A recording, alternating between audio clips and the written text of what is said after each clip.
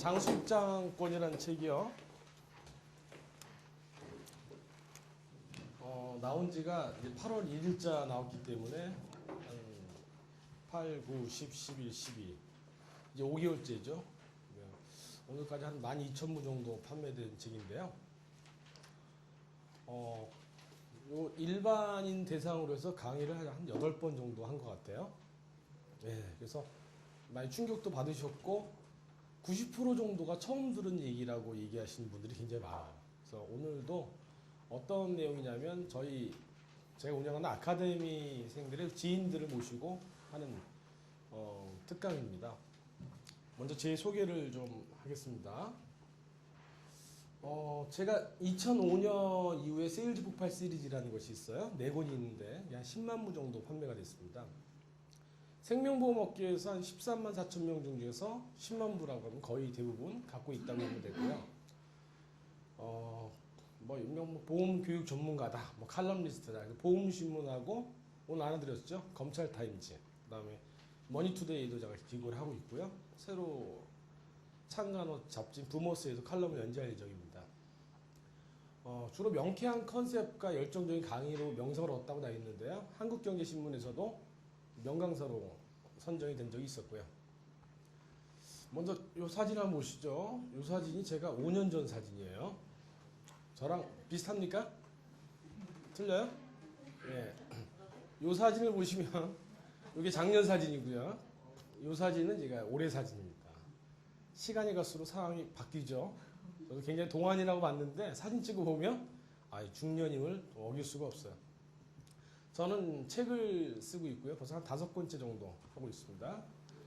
그 다음에 일반인 대상에서 특강을 하고 있고, 이렇게 아카데미도 운영하고 있고요.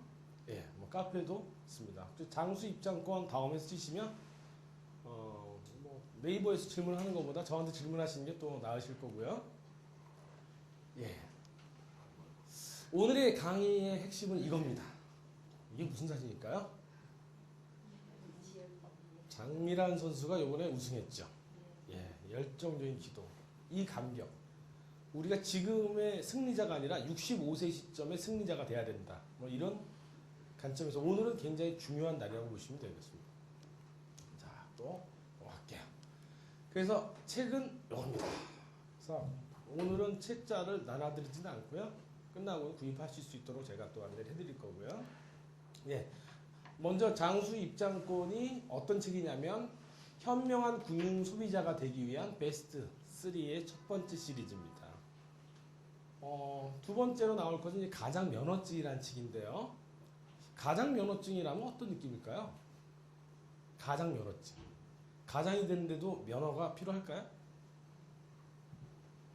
면허 없이 일단 결혼했죠. 애도 낳고요. 하지만 책임 있는 가장이 되기 위해서는 어떤 가장이 돼야 되겠냐? 저는 아버님이 일찍 돌아가셨어요. 대학교 때 돌아가셨죠. 근데 아버님은 실제로 제 마음속에 남아있죠. 사람이 죽으면 자녀의 마음과 기억 속에서 영원히 사는 겁니다. 근데 어디 묻혀 계시냐면 호궁원이라는 데에 묻혀 계세요. 현충원 들어보셨어요? 네. 현충원은 대전하고 동작동에 있죠. 근데 호궁원이라는 데는 국가보훈처에서 운영해요. 전북 임실에 있고요. 경북 영천. 그 다음에 경기도 이천. 3군데 있어요. 근데 똑같이 국가에서 운영하는데도 불구하고 현충원과 호국원을 나눈 이유가 뭘까요? 저희 아버님 군대 생활이 한 20년이 안 되셨습니다. 20년이 넘었다면 현충원으로 가고요. 20년 미만이면 호국원으로 갑니다. 10년만 넘으시면요. 그런데 김구 선생이라든가 그렇죠? 그런 분들은 5.18 묘지, 4.19 민주묘지 이런 곳에 묻혀 계세요. 여기도 국가보훈처에서 운영합니다. 그런데 자녀의 마음속에도 현충원이 있고 호국원이 있고 민주묘지가 있고 납골당이 있고 그냥 바다에 뿌려지는 게 있습니다. 영원한 죽음은 자녀의 머리와 마음속에서 잊혀지는 것. 이게 진정한 죽음이다. 그러기 위해서는 자녀의 앞길에 공을 세운다. 그게 바로 생명보험의 가치 아닐까 싶어요. 그런 가치를 표현하는 책일 거고요. 보험 가입 시 반드시 고려해야 될 31가지 리스크. 요 책도 나올 겁니다.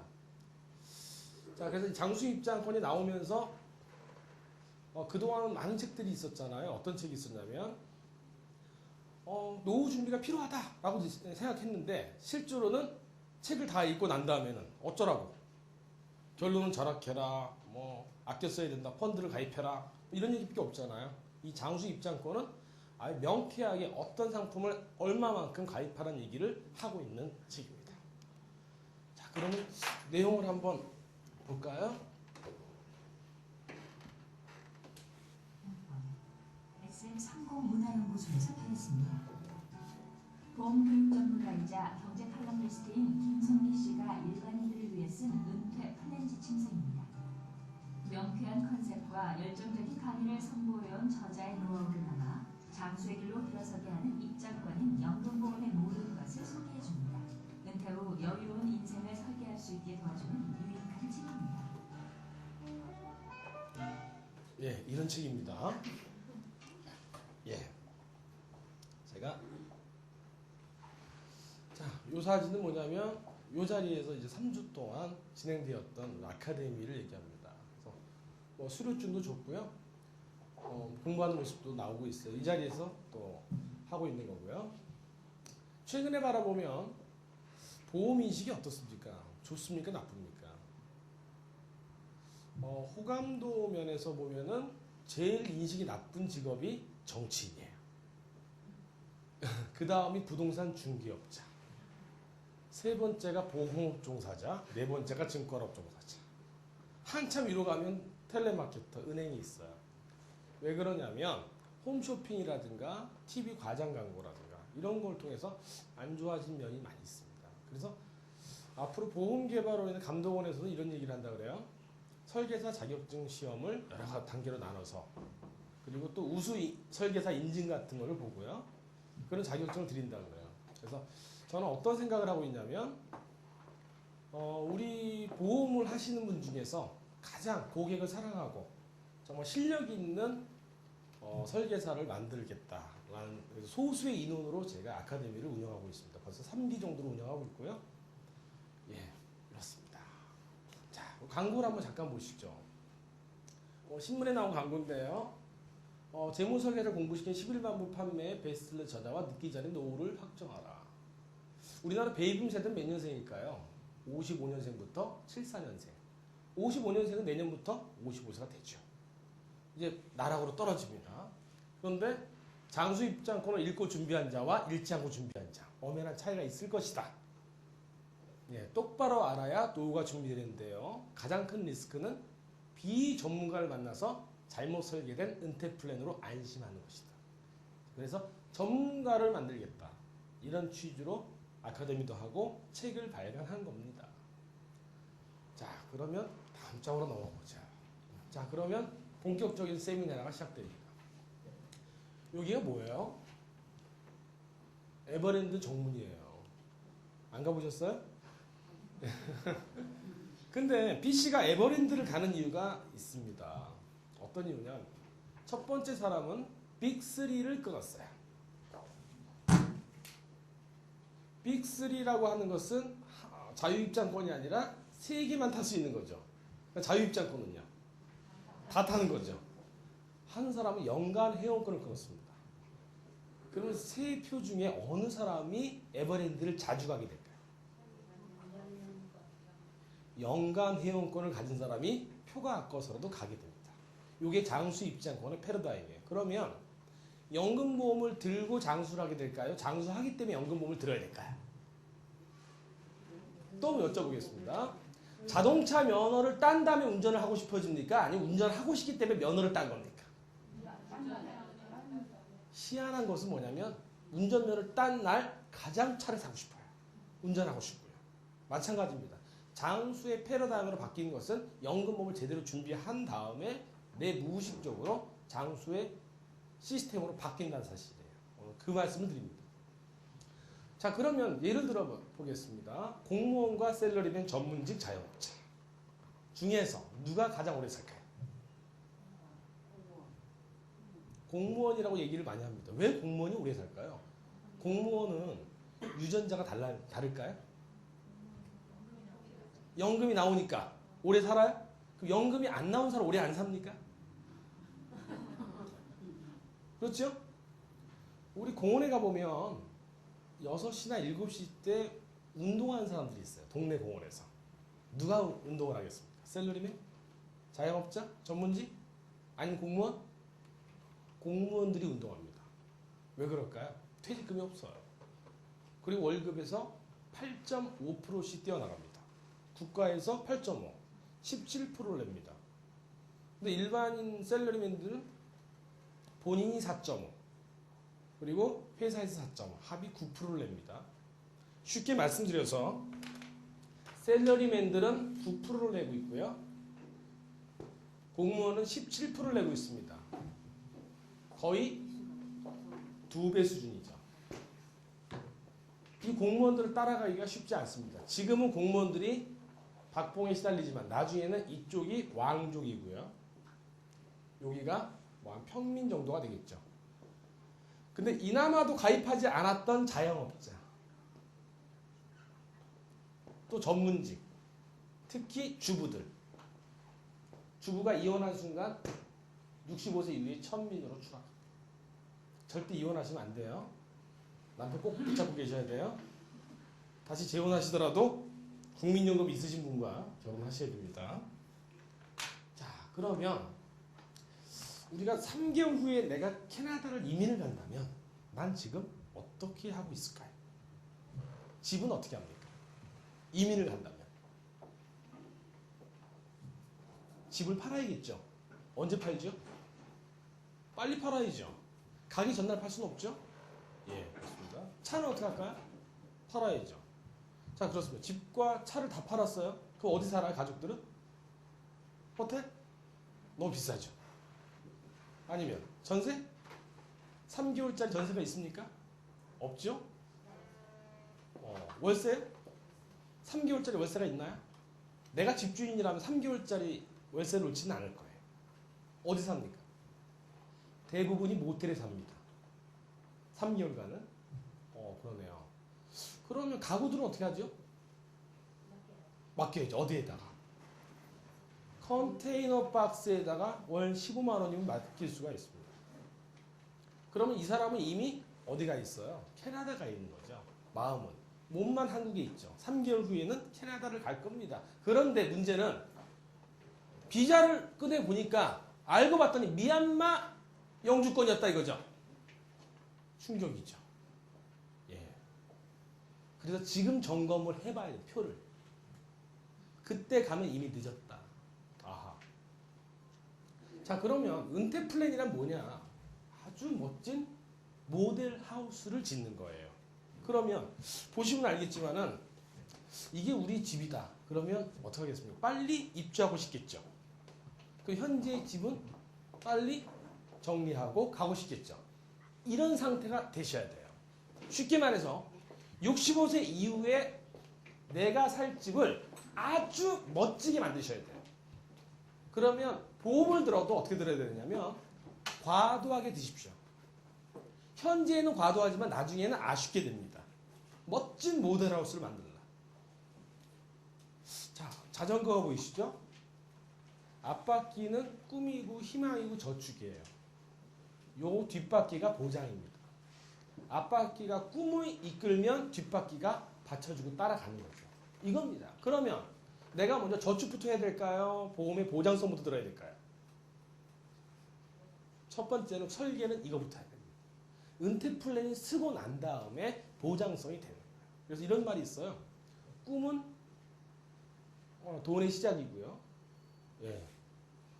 보장성 보험은 이 목적 자금의 꿈의 완성이다. 뭐 이런 말이 있습니다. 자, 넘어갈게요. 자, 그래서 교육비, 우리나라 사람들이 은퇴 준비가 안 되는 두 가지가 있는데 첫 번째는 교육비의 과다한 지출이고요. 두 번째는 대출입니다. 대출을 뭐 때문에 받았을까요? 주택 때문에 받았겠죠? 이 두 가지를 딱 갚고 나면 바로 65세에 도달합니다. 그렇기 때문에 동시에 준비를 하셔야 된다는 얘기. 자, 이분 아세요 혹시? 찰스 황태자죠? 이분도 아세요? 이분이 나이가 어떻게 되시죠? 올해 환갑입니다. 환갑이 몇 살이에요? 61. 근데 왜 왕이 안 됐죠? 왜 아직도 황태자죠? 엄마가 있잖아요. 피부 어때요? 아주 탱탱합니다. 엄마 나이는 몇 살일까요? 83세입니다. 근데 아들이 61세인데 엄마가 아직도 왕이기 때문에 왕이 못 되는 거죠. 그럼 엄마가 100살까지 살면 아들은 몇 살이 될까요? 78세가 됩니다. 78세에는 영국에서 왕을 시켜주지 않는데요. 그래서 찰스 황태자는 영원한 황태자. 그리고 손주가 왕이 될 가능성이 많습니다. 앞으로 패러다임이 이런 패러다임으로 바뀔 거다. 그런데 지금 많은 분들이 숙제를 안 하고 있는 거예요. 우리나라 연금가입률이 몇 프로인지 아십니까? 국민연금도 50%가 안 됩니다. 사적연금은 17.7%. 10명 중 2명도 안 들었다는 얘기예요. 예, 근데 숙제를 안 한 거죠. 근데 애가 닌텐도를 하고 있어요. 엄마가 숙제해. 엄마가 외출하고 갔다 오면 회초리야 안 하면 애는 숙제를 했을까요? 안 했을까요? 닌텐도에 중독된 애는요. 숙제를 못합니다. 그런데 결국 회초리를 맞았죠. 근데 회초리를 맞기 전이 괴로울까요? 맞을 때가 괴로울까요? 좀 더 구체적으로 말씀드릴까요? 주사를 맞기 전이 아픕니까? 맞을 때가 아픕니까? 가장 아플 때가 언제예요? 맞고 난 애가 야 맞아봐 아파 되게 아파 이럴 때가 가장 괴롭죠. 결과적으로는 엄마가 올 때까지 조마조마하면 닌텐도를 하고 있었다는 얘기고 맞을 땐 차라리 괜찮아요. 맞죠? 그럼 65세까지 준비 안 한 사람은 신적 고통을 누린 다음에 65세 가서 천민으로 추락하는 거예요. 막상 다치면 그냥 살죠. 그러나 그 전까지 계속 괴롭죠. 마치 국영수 과목을 하는 것처럼 똑같습니다. 저희 아들이 초등학교 3학년이에요. 그런데 엄마의 눈은 어디 와 있냐면 현재를 바라보면 암기 과목을 시킬 겁니다. 당장 성적을 올릴 거예요. 그러나 현명한 엄마는 수능 일날로 가 있어요. 그래서 수능 시험 날 성적을 위해서는 지금 국영수 과목에 집중을 한다. 그럼 뭐부터 해야 되냐면 가장 먼 거부터 출발하고 들어가야 됩니다. 그럼 우선순위를 노후 준비에다 두시면 현재가 올바르게 바뀌게 되죠. 하나의 자세를 의미하는 거고요.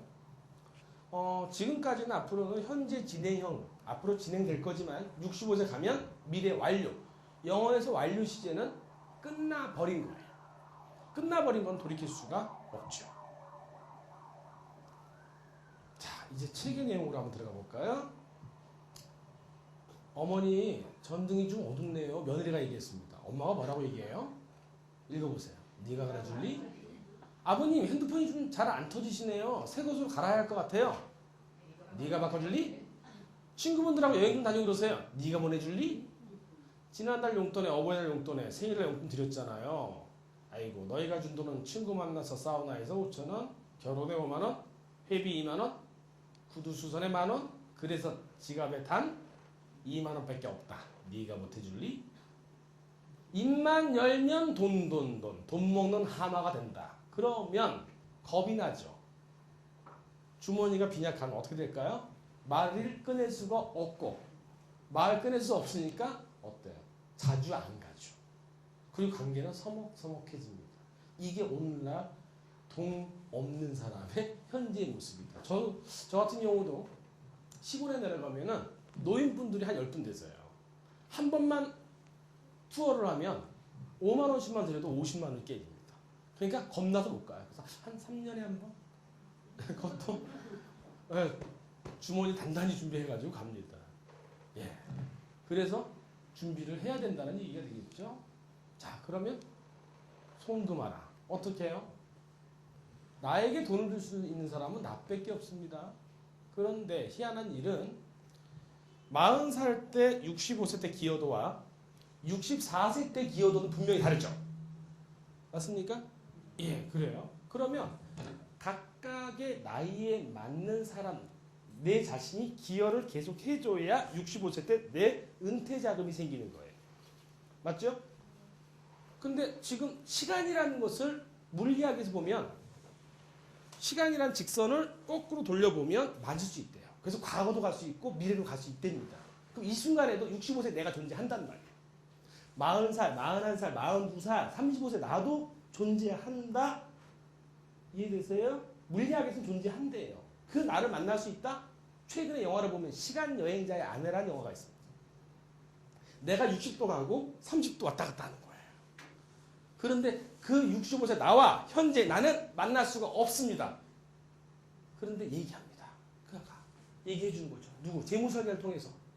돈 좀 줘. 얘기 좀 해줘. 그러니까 듣고 얘기하는 거죠. 자, 봅시다. 돈 좀 줘.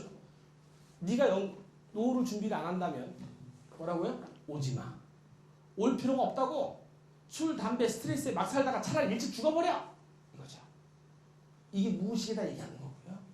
그런데 준비를 과도하게 한 사람은 65세 나가 불러드립니다. 자석처럼. 어여와 책임을 다한 과거의 나여 축배를 들지.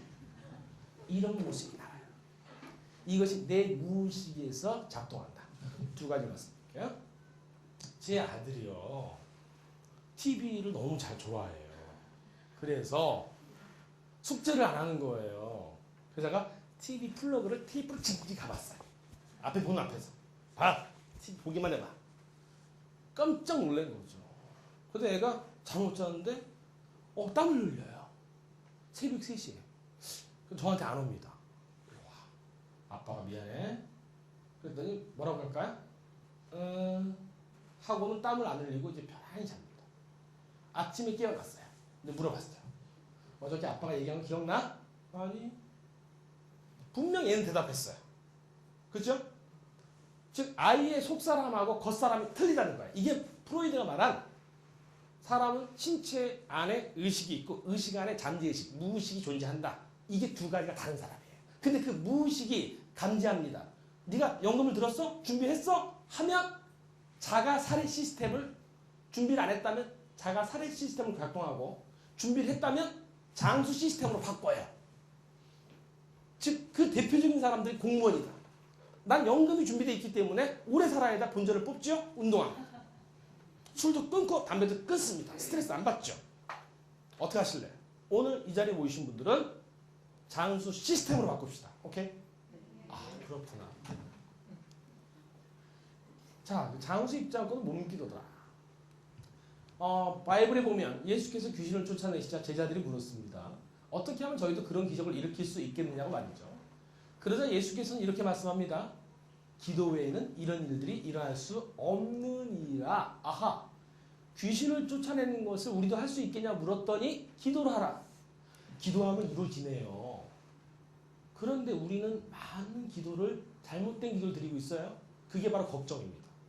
걱정은 불행을 자초하는 기도다. 인정하세요? 우리 엄마의 지금 항상 걱정이죠? 자나깨나 자존심. 항상 걱정해. 결혼, 신랑을 잘 만나야 될 텐데, 결혼하면 잘 살아야 될 텐데, 집을 사야 될 텐데, 걱정. 그 일이 일어나? 희한한 일은 뭐냐면, 암보험을 잔뜩 들은 사람은 암으로는 죽지 않아요. 교통재해로 죽게 돼 있어요. 입원비를 잔뜩 들어온 사람은 입원을 안 합니다. 통원을 할 방정. 사망보험을 들어온 사람은 사망하지 않아요. 대신 오래 살겠죠. 아, 그렇구나. 또 예를 들어 보겠습니다. 똑같은 수능시험을 보는데 대구 803에서 기도를 합니다. 어머니가. 그 기도가 이루어질까요? 이왕이면 똑같은 실력이라면 이루어지겠죠? 이 기도에 대해서 명백한 증권상의 기도가 바로 연금보험, 즉 장수 입장권의 기도다. 근데 기운만 한다고 되는 게 아니죠. 직접 내가 사인하고 준비하고 돈을 내고 이거죠.